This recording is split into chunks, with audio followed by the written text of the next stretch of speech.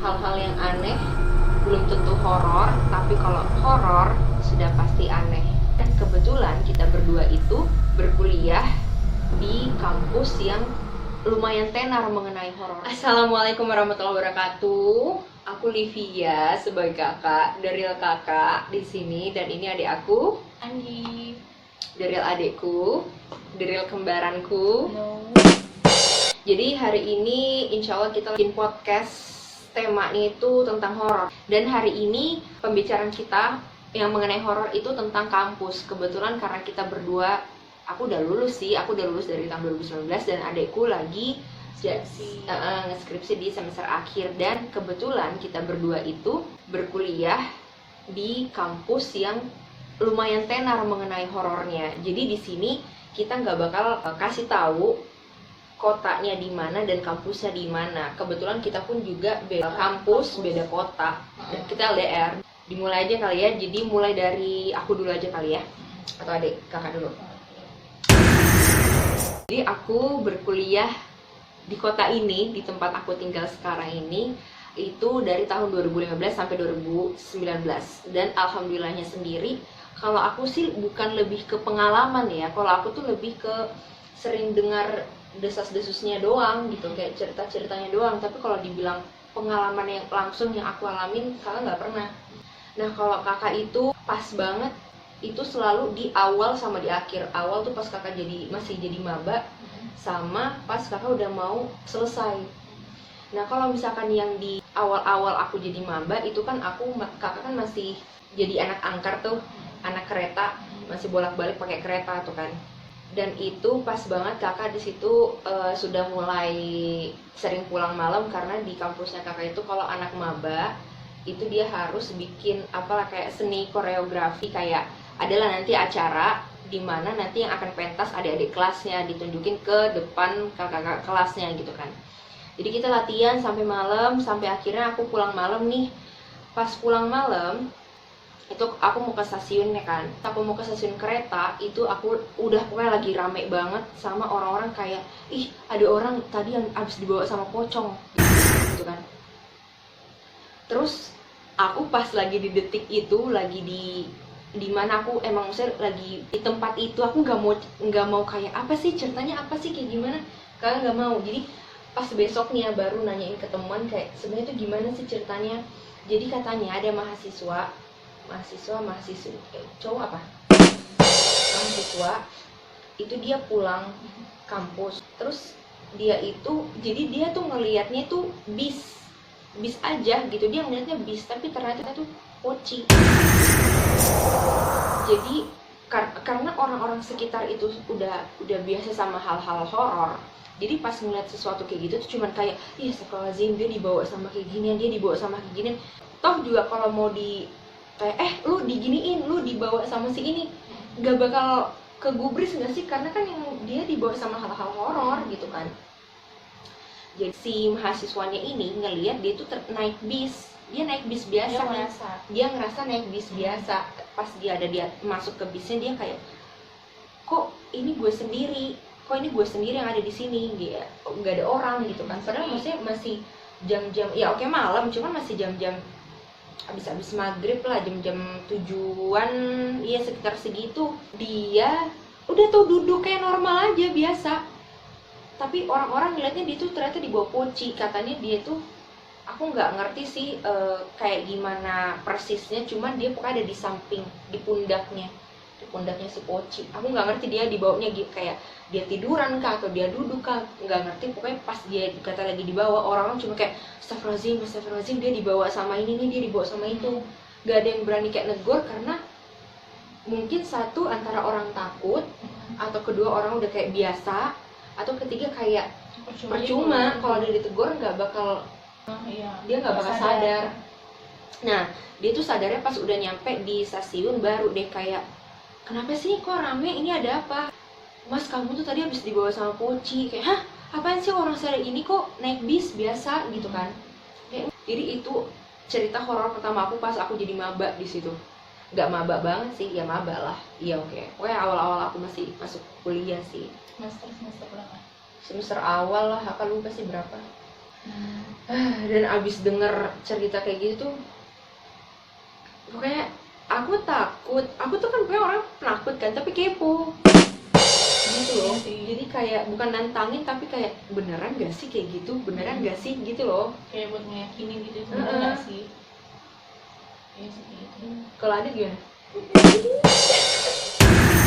Nah kalau Anggi tuh pernah, jadi waktu di kampus ada kayak entah warga atau orang yang lagi ada keperluan sama Pak RT. Nah pokoknya ini FYI, kampusnya gitu, jadi aku jurusan sastra. Nah fakultas aku itu terpisah dari universitasku, paham kan maksudnya? Nah Gedungnya beda lah gedungnya intinya beda dari ya, kampusnya. gitu. Jadi di luar universitas, bukan digabung jadi satu wilayah gitu kan.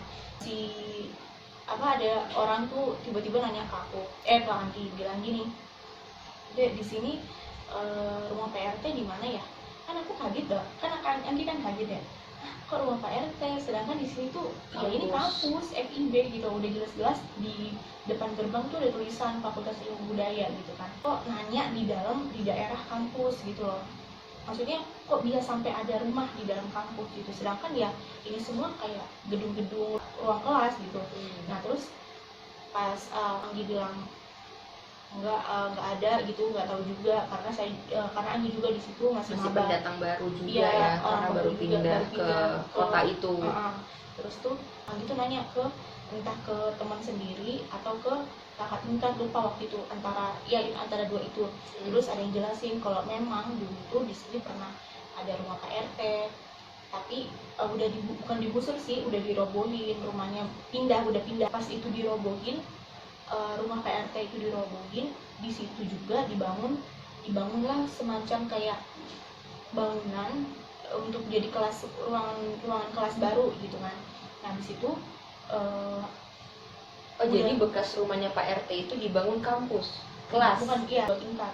Dan singkat cerita, pernah ada satu momen dimana aku belajar di salah satu ruangan itu.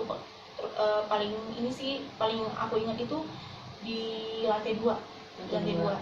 Dan itu tiba-tiba geter, tau gak sih, kayak gempa. Jadi kayak semua, bukan cuma Anggi sendiri aja ngerasain, semua mahasiswa, bahkan dosen pun ngerasa. Cuma dosen tuh kayak diem aja gitu, tunggu ada yang ngerespon, baru dosen juga bakal ngerespon. Nggak mau bikin panik anak-anak lainnya mungkin ya. Jadi tuh kayak ngerasa gitu nggak sih, soalnya bahan botol minum aja itu akhirnya pun goyang gitu loh. Kayak udah mikirnya gempa, tapi kayak nggak mungkin gitu loh ya, pokoknya gitu. Nggak mungkin karena di kota itu nggak pernah terjadi gunung aktif gitu. Ini kayak gitu. Oke.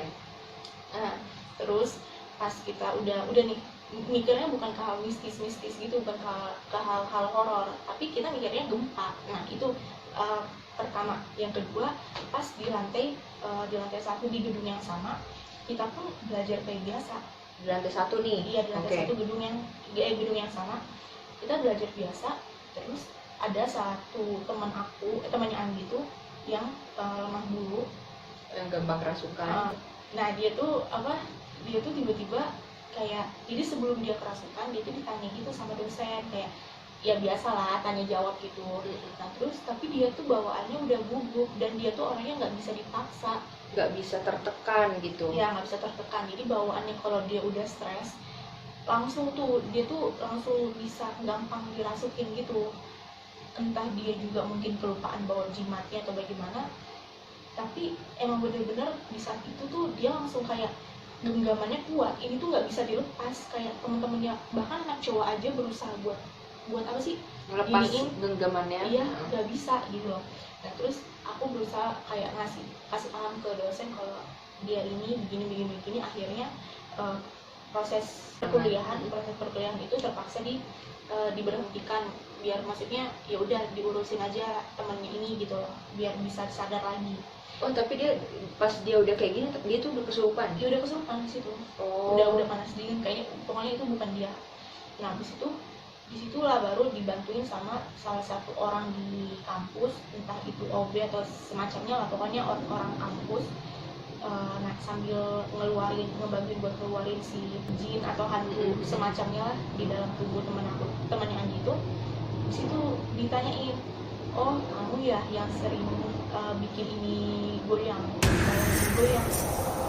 Oh, jadi ternyata itu tadi bukan gempa, tapi emang ada jin yang gerakin. Iya, dia tuh nggak suka kalau di sini tuh berisik, nggak suka ada kayak aktivitas manusia, dan nggak suka apa ya, pokoknya intinya kayak jadi itu dulu dia di situ, jangan Iya. ganggu gue iya, gitu. dan dia tuh nggak suka, sebenarnya nggak mungkin di saat dibangunnya kelas itu, 2 kelas itu mungkin juga kayak Nggak tanpa permisi. permisi atau mungkin bukan permisi juga sih, maksudnya kayak entah ya, namanya suatu wilayah itu entah kayak nggak ada dikasih atau selamatan dulu gitu loh. Oh, jadi nggak ada istilahnya, nggak ada doa-doa, nggak ada gitu. permisi dulu. Jadi tuh waktu di situ pun jadi nggak nyaman juga jadinya gitu. Itu sih sebenarnya kayak bukan horor sih, cuma ya aneh gitu.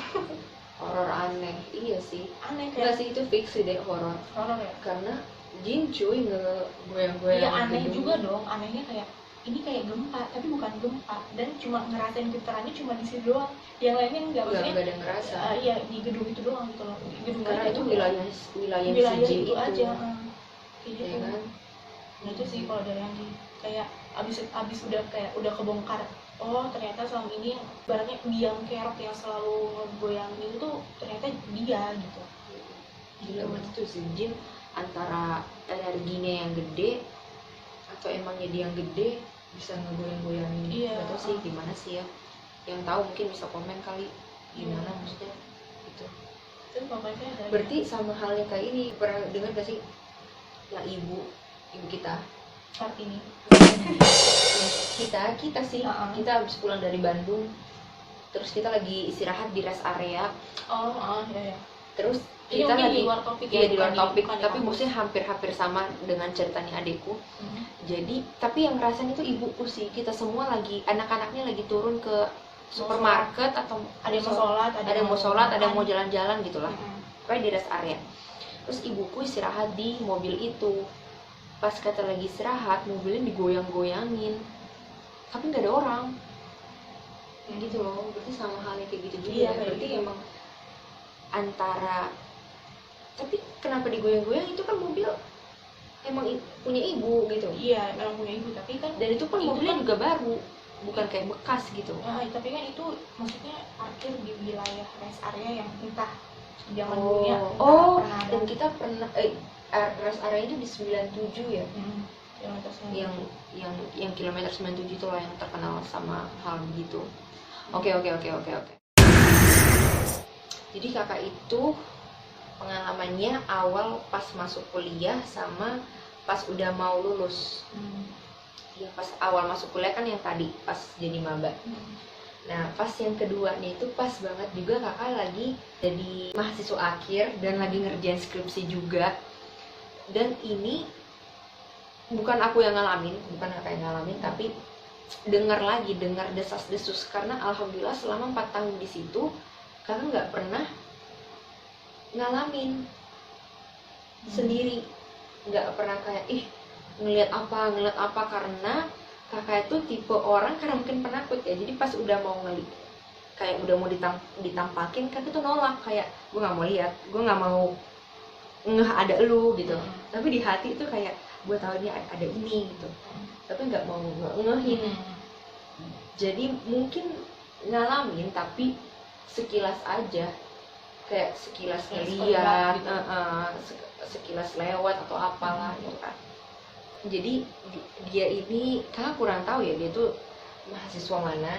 Jadi dia itu entah mau ngambil buku lagi ke kampusnya atau mau lewatin kampus itu aja menuju ke belakang kampus, kurang tahu juga sih. Intinya dia ngelewatin kampus itu berdua sama temennya, juga lagi ngerjain skripsi berdua sama temennya, lagi naik motor malam-malam. Cuman anehnya ngapain sih malam-malam? Mungkin mau kejar deadline kali ya sama dosennya. Jadi malam-malam naik motor yang temennya di depan ngegoncengin biasa nih, nyetir biasa nih, temennya di belakang ya ya normal lah, mungkin orang suka kayak nengok-nengok kayak kemana gitu kan, kanan kiri. Nah tapi pas udah mau ngelewatin pohon gede, nggak tahu pohon apa, itu pohon gede itu, dia jadi habis nengok kanan nengok kiri, tiba-tiba nengok ke atas. Pas ke atas, kata dia tuh ngelihat ada sesuatu mau ngejatohin dia. Bukan mau ngejatohin, ada sesuatu yang mau jatuh ke arahnya dia. Jadi pas mau jatuh ke arahnya dia langsung nggak sadar. Tapi di situ detik itu juga dia kesurupan. Jadi pas dia kesurupan, dia tuh tiba-tiba tuh ngeluarin suara kayak gitu-gitu loh. Jadi teman yang di depan tuh panik, kayak misalkan kayak inisialnya lah, misalnya A, A lu ngapain gitu kan. Dia cuman menggeram gitu aja, menggeram sampai akhirnya temennya yang lagi nyetir tuh ngarahin spionnya ke arah temen yang di belakang. Ngarahin kan, pas lagi ngarahin tatapannya tuh udah kayak gitu aja udah. Oh my god, aku kemarin gitu kan. Terus udah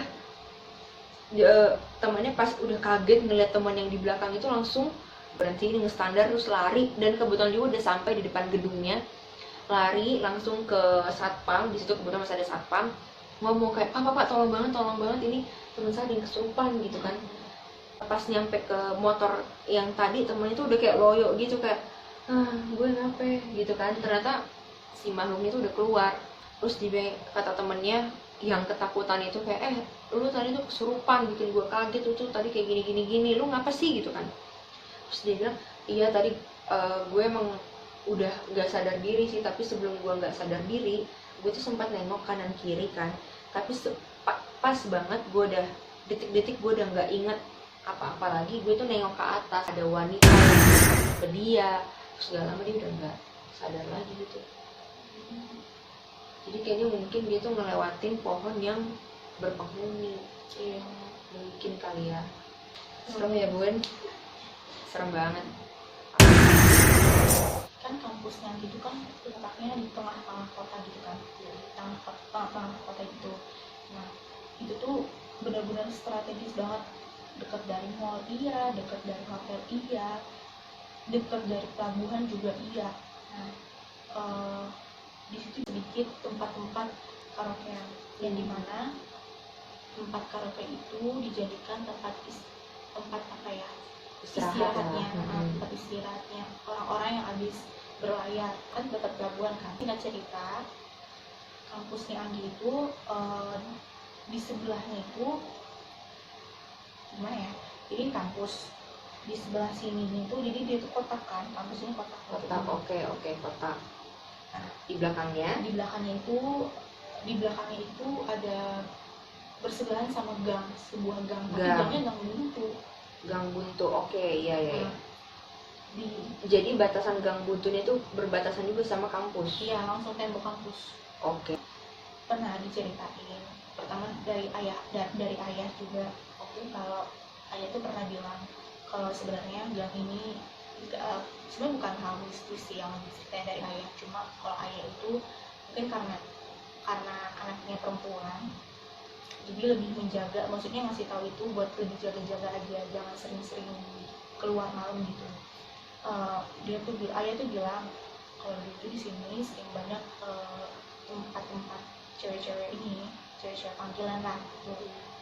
Nah itu sih kalau dari ayah. Nah kalau dari cerita temennya Andi sendiri yang ngekos di salah satu kosan di situ, dia pernah cerita kalau gang buntu itu pernah ada kejadian, entah lupa antara ada kasus pengeroyokan atau entah di.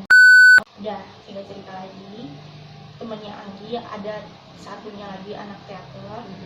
Jadi cerita kalau dia pernah lagi latihan teater di satu malam.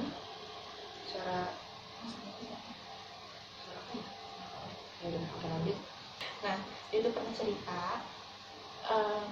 dia lagi latihan teater, tahu-tahu dan yang di sebelah kampus itu, jadi dia tuh latihan di lapangan belakang.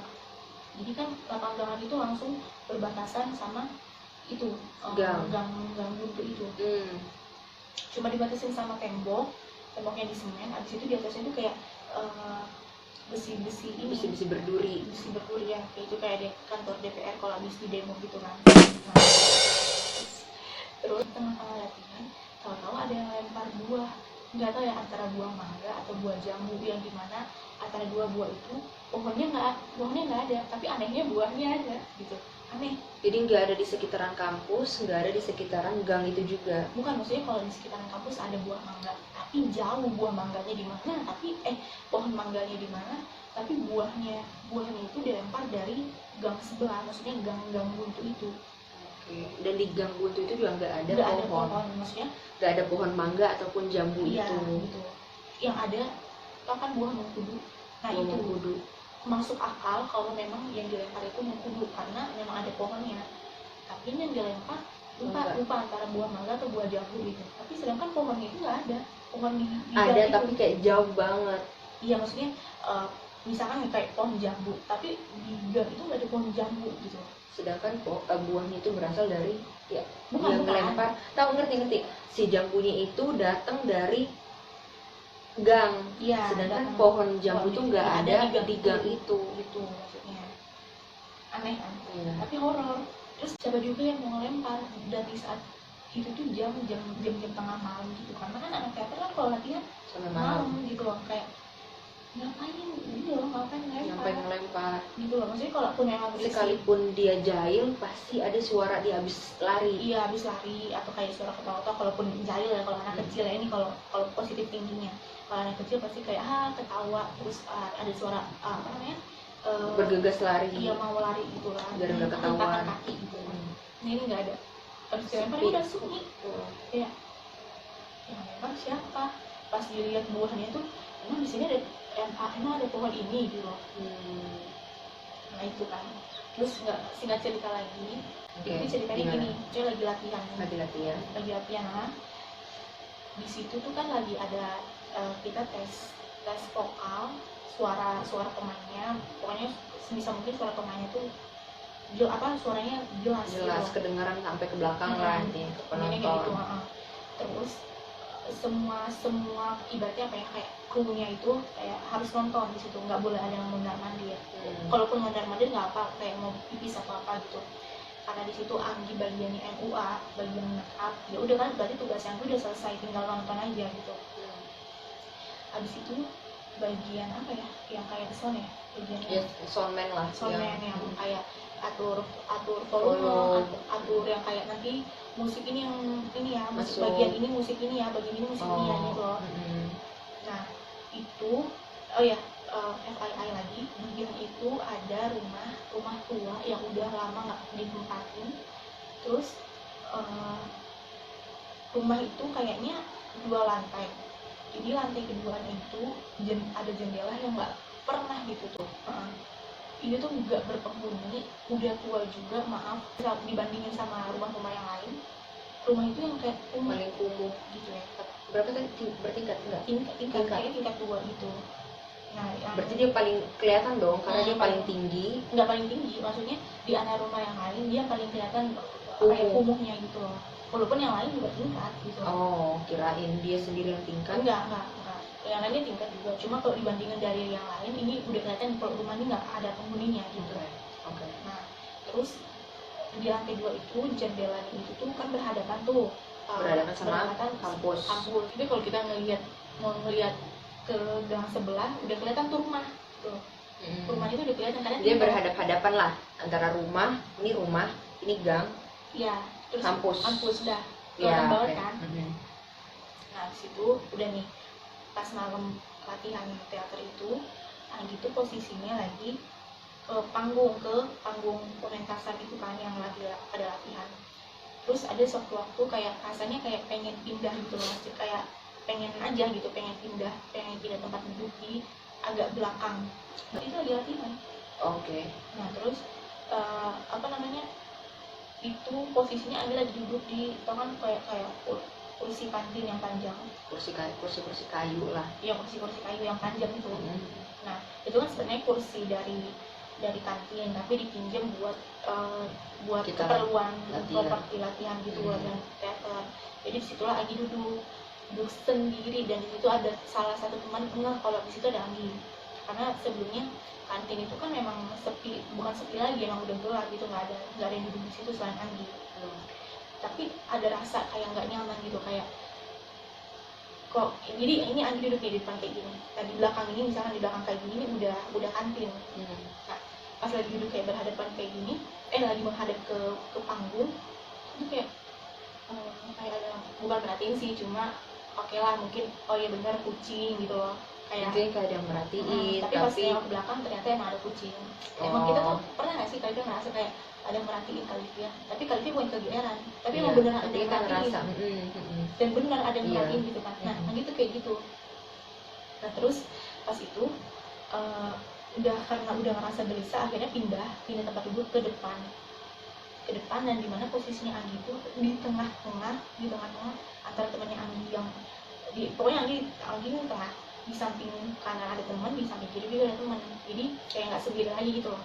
Jadi sempat dari depan ke belakang terus ke depan lagi gitu. Karena emang nggak tahu aja, kalau ini gelisah aja waktu itu.